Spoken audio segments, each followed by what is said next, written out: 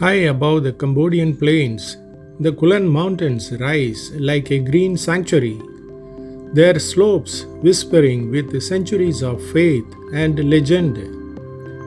Here begins our climb to Preah Ang Thom, home to the reclining Buddha in Parinirvana.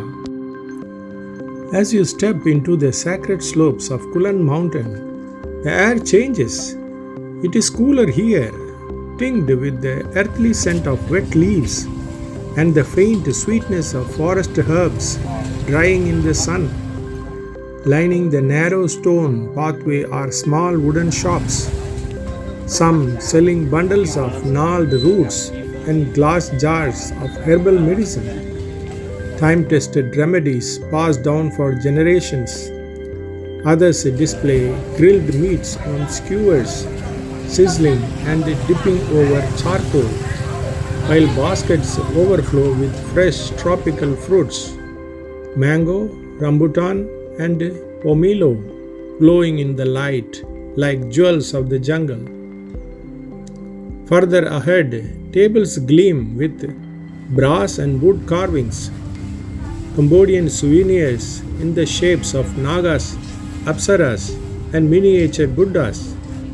The air is alive with murmured bargaining, the rhythm chop of a cleaver, and the occasional laughter of children darting between the stalls.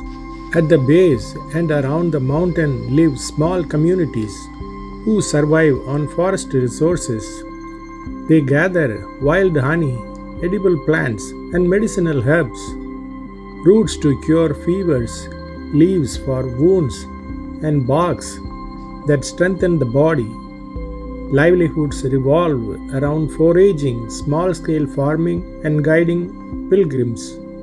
The Kulen forest, lush and aromatic with herbs, is itself a living pharmacy, a heritage as ancient as the carvings.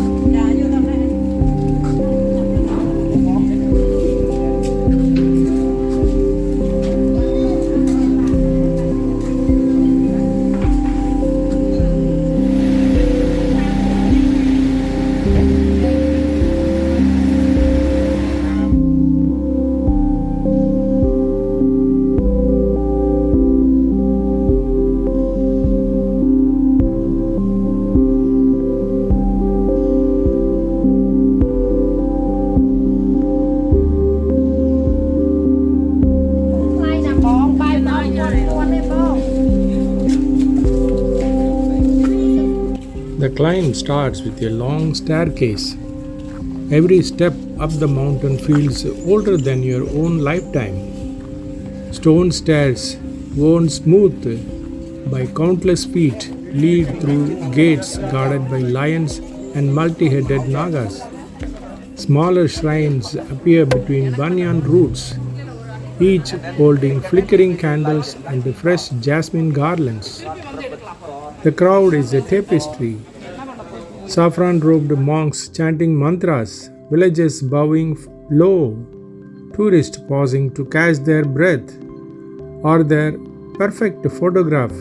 Yet, even in the bustle, the forest has a way of softening every sound. The Kulen jungle wraps around you, still and listening.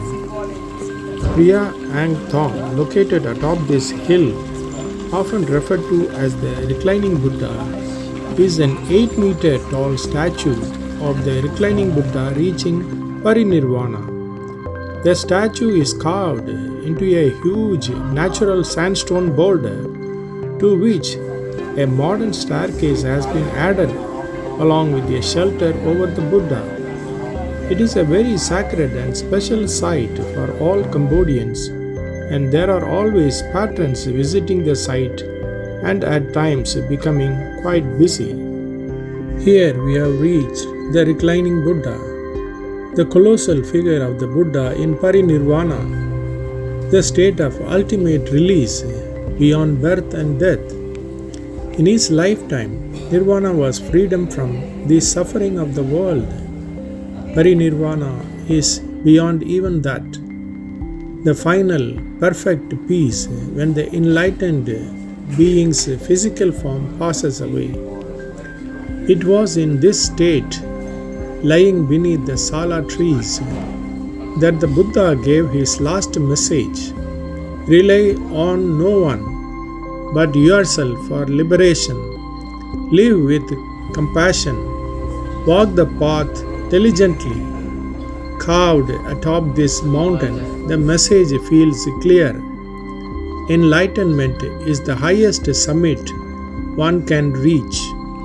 In Buddhism, Nirvana is the ultimate goal, a state of enlightenment and liberation from suffering and the cycle of rebirth achieved by extinguishing greed, hatred, and delusion. While often described as the blowing out or extinction of these negative states, it is not simply annihilation, but a state of pure awareness, peace, and freedom from afflictions of life. Please watch our video, The Sacred Stories of Mandalay, for a detailed account of Buddha reaching Nirvana. The link is given below. Siddhartha Gautama left his palace life and began his spiritual quest at the age of 29. He achieved enlightenment at the age of 35 after 6 years of seeking and practicing ascetic disciplines. The Buddha passed away and entered Parinirvana at the age of 80 after spreading his teachings for about 45 years.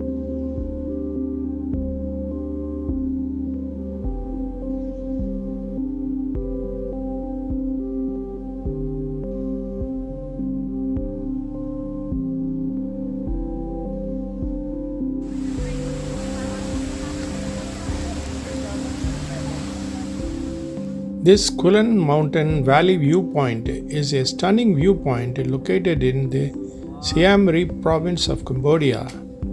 It offers breathtaking views of the surrounding countryside, including lush green valleys, rolling hills, and distant mountains.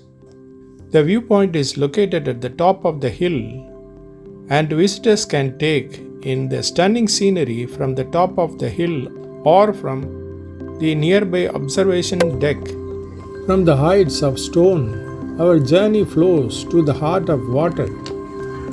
Here lies Neak Poan Temple, a small island sanctuary adrift in the middle of a tranquil reservoir.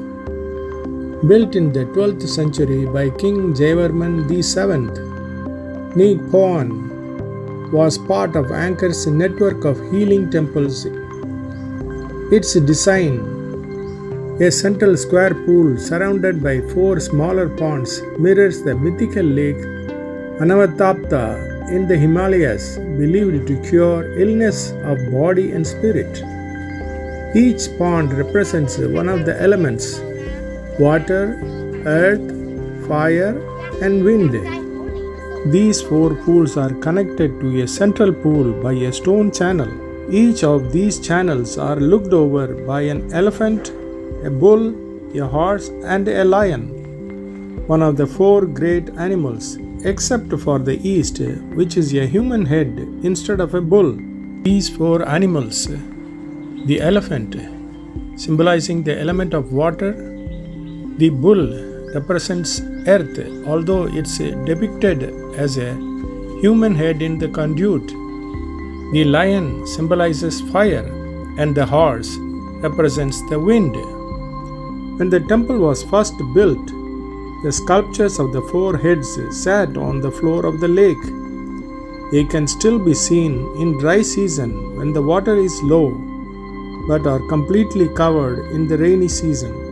Pilgrims once came here, not for grandeur, but for purification.